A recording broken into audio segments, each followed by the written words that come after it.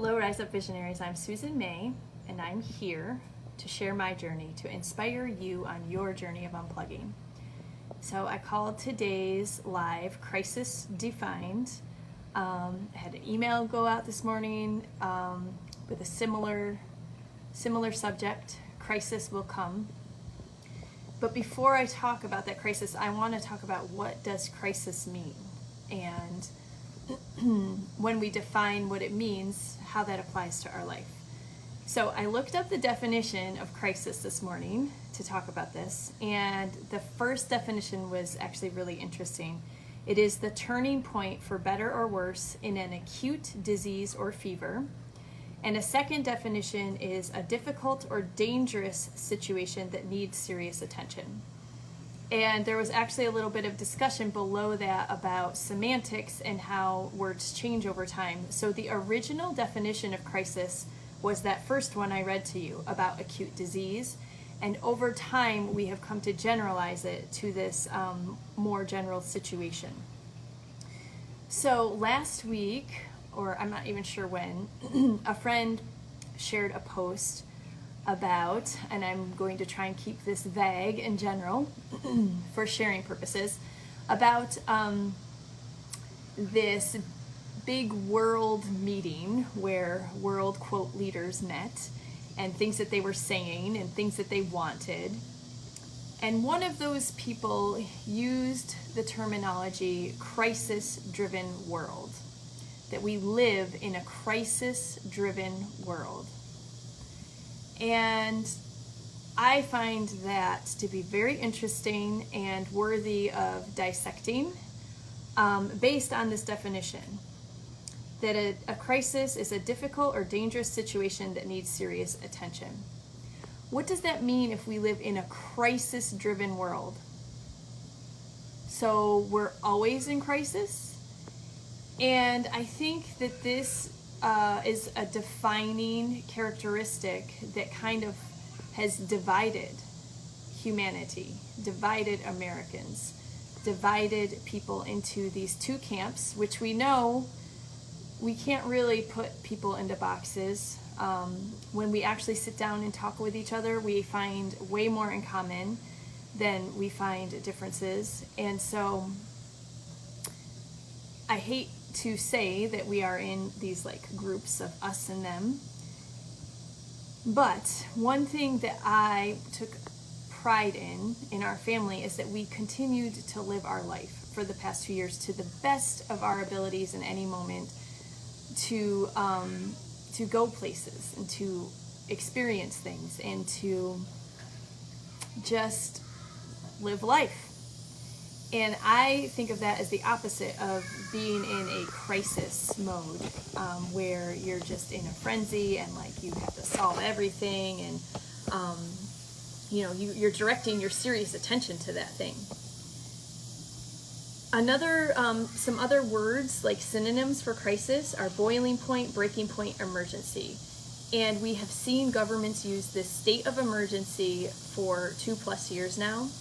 Candace Owens commented a while ago about this, how we are not in a state of emergency anymore, yet they continue to use this. So I think of this and I apply it to us and our lives as a difference of living in a state of fear or a state of love. When we live in a state of fear, like consistently, it's really bad for us. Stress on a long-term basis, we know is not good for us. Fear has a purpose. Fear is to help us when we are in an actual emergency, an actual crisis, when our lives are in danger. Think of that example of the lion chasing you. You need that adrenaline, you need that fear to drive you as fast as you can away from the source of danger. That is what fear is for. When fear becomes a state of being, it no longer serves you. And there is no science in the world that will prove that fear is good for you, to live in a state of fear. If you're living in a world where the leaders are telling you that we are in a state of emergency and a state of crisis all the time, they are asking you to live in a state of fear, and that's not good for you.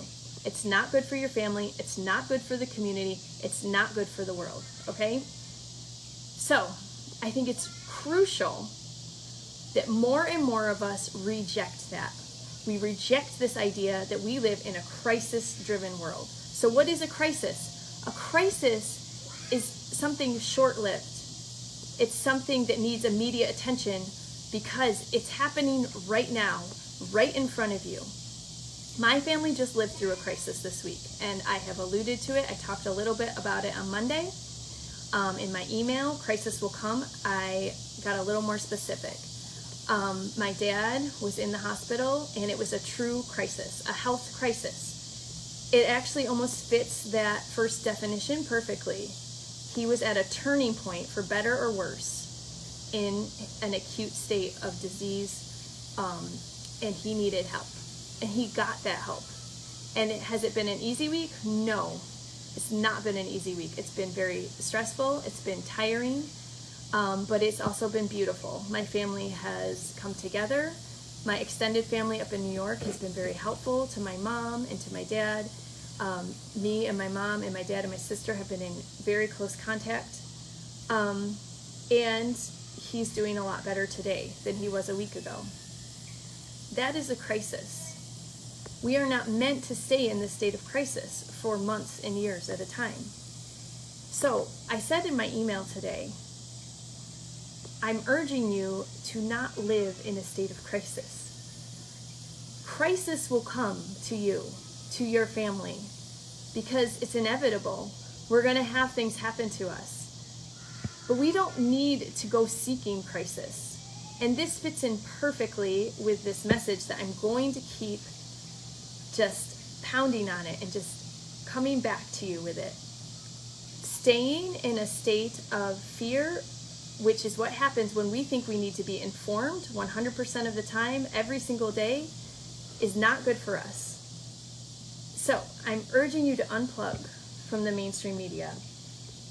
Not just the mainstream media. I'm urging you to unplug from good sources of information, largely.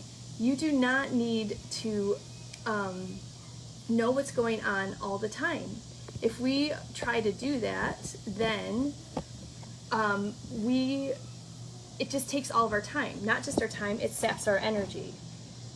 So the most important thing is, how do you live your daily life? In your daily life, how do you live? How should we live our daily lives? Most people know I don't like telling people what to do because I reject authoritarianism. I don't believe I have the one right answer, but I am getting clearer and clearer on things that I can tell you work, things that are largely true. And I think a year ago or more, all the woo people in my life, like the people that are very spiritual, the people that have these ideas of where you put your attention, your energy flows, and you're like, yeah, that makes sense. That makes sense. I get that. But it's still hard for us to say, well, I don't know if it's the right thing to do to ignore. We don't want to ignore what's going on in the world. And don't we need to know a little bit so we know what to do? And so I think there's a balance, and I think that each of us has unique personality traits that makes us able to take in different amounts of information, to share different amounts. But the bottom line is, where are you putting the bulk of your attention? And I really, truly believe that we need more and more people in a creative state of being, to create new ways of being, to create a world where people are in a state of love, not in a state of fear, not in crisis. Unless it's an actual crisis for you and your loved ones, and you need that community right then. You need that support.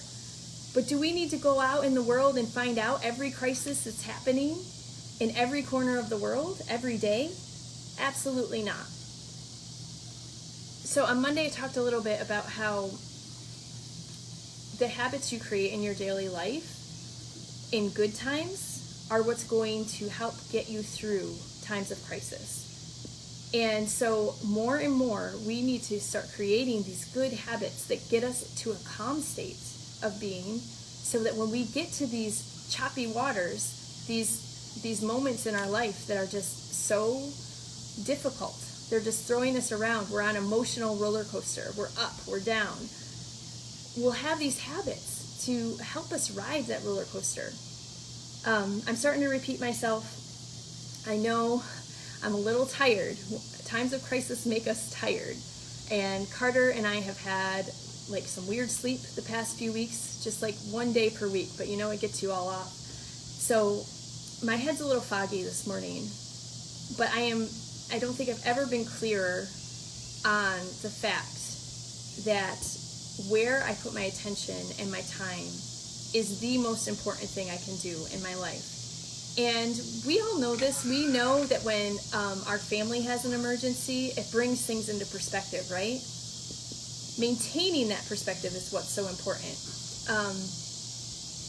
And I have more thoughts on this about the whole fear and love, and I'm going to talk more about that in the future, because I think another thing you need to examine is what is sustainable. What's sustainable in your life, and what will feed you in the long term, because this is a marathon. It's not a sprint. We're in this for the long haul. So I am just here today. I'm just showing up because even though I'm tired, I want to create this habit in my life. And so I'm going to keep showing up for you here. I hope you are well. I hope you don't have any immediate crises going on in your life. I urge you to find laughter every day, to find love, to find moments of joy, to find gratitude, because all of those things will help you through the good times and the hard times. I will be back next week with more ramblings. I want you to know that I love you all very much, and I have created an awesome free guide for you to help you get started on this path I keep talking about, this path to peace, this path to purpose in your life. I'm going to put the link in the comments, and that's my call to action for you today, to get started today, because we are stronger together. We are stronger when we know, when we wake up in the morning, we know what we want to put our attention on each day. So get it now, and remember, be bold, be brave, be you, because who else is there to be? I love you, and I will see you again soon. Bye.